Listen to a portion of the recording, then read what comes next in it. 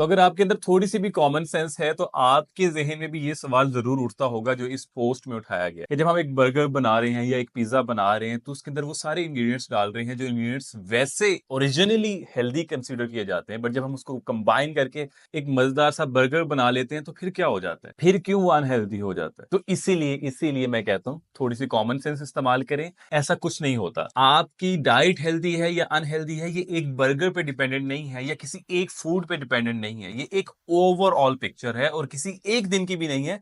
शायद एक हफ्ते की या एक महीने की डाइट ये डिसाइड करती है कि आपकी बॉडी में किस तरह के चेंजेस आने वाले हैं। एक बर्गर डिसाइड नहीं करता। So what's wrong with a burger. एक बर्गर को हम सिर्फ बर्गर समझ के ही अगर एनालाइज करें तो क्या है प्रॉब्लम बर्गर के अंदर, क्यों बर्गर को इतना बुरा भला कहा जाता है। सबसे बड़ा प्रॉब्लम यह है कि बर्गर मजेदार है। जितने भी मजेदार खाने हैं, जितने भी ऐसे खाने जो आपको मजा आ जाता है ना इसको खा के, एक फ्लेवर्स का एक बूस्ट मिलता है जिसके अंदर पता नहीं क्यों अंदर से एक आवाज आती है कि मैं ये डिजर्व ही नहीं करता, मैं कुछ ना कुछ गलत कर रहा हूं। हमारे अंदर इतना डर बैठ गया कि ऐसी अंदर से आवाज आ जाती है। सबसे पहला मसला तो बर्गर के साथ ये कि बर्गर इतना मजेदार क्यों है, इसको कोई हक नहीं है कि इतना मजेदार हो। दूसरा मसला बर्गर के साथ क्या है, अगर हम टोटली बर्गर के ऊपर रिलाई करें तो बर्गर हमें एक अच्छी रेशो डिफरेंट फूड ग्रुप्स की नहीं प्रोवाइड करता जो कि एक बैलेंस डाइट में होनी चाहिए। और वो रेशो क्या है, आपकी डाइट का major part fruits and vegetables और होल ग्रेन से आना चाहिए और उसके बाद जो पार्ट रह जाए वो किसी ना किसी मीट, चिकन या प्रोटीन के सोर्स से आना चाहिए। तो बर्गर में मसला ये है कि होल ग्रेन नहीं है, रिफाइंड ग्रेन है, जो कि बर्गर का हम कह सकते हैं कि 50% पार्ट ले रहा है। वेजिटेबल जो कि 50% पार्ट होना चाहिए वो अराउंड 10 to 15% है। और मीट ठीक है, जितना होना चाहिए उतना ही है।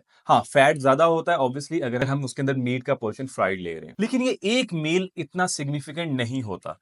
मसला ये होता है कि अगर हमारी पूरी डाइट ही ऐसी रेशियो के साथ चल रही है जो कि चल रही होती है, अगर आप घर की रोटी सालन भी खा रहे होते हैं तो भी ऐसा ही होता है कि आपकी पूरी डाइट जिसके अंदर वेजिटेबल्स बहुत कम होती हैं, फ्रूट्स बहुत कम होते हैं, ज्यादा आप ग्रेन्स के ऊपर रिलाई कर रहे होते हैं और फैट के ऊपर रिलाई कर रहे होते हैं और आपकी डाइट इम्बेलेंस्ड होती है, आपको एनर्जी ज्यादा मिल रही होती है और न्यूट्रिशन कम मिल रही होती है। तो सेम यही रेशो अगर आपके घर के खाने के अंदर भी है तो आपका घर का खाना भी वैसा ही इम्बेलेंस्ड है जैसे कि ये बर्गर इम्बेलेंस्ड है। लेकिन एक मील से कुछ नहीं होता, पूरी पिक्चर डिसाइड करती है कि क्या चेंजेस आएंगे।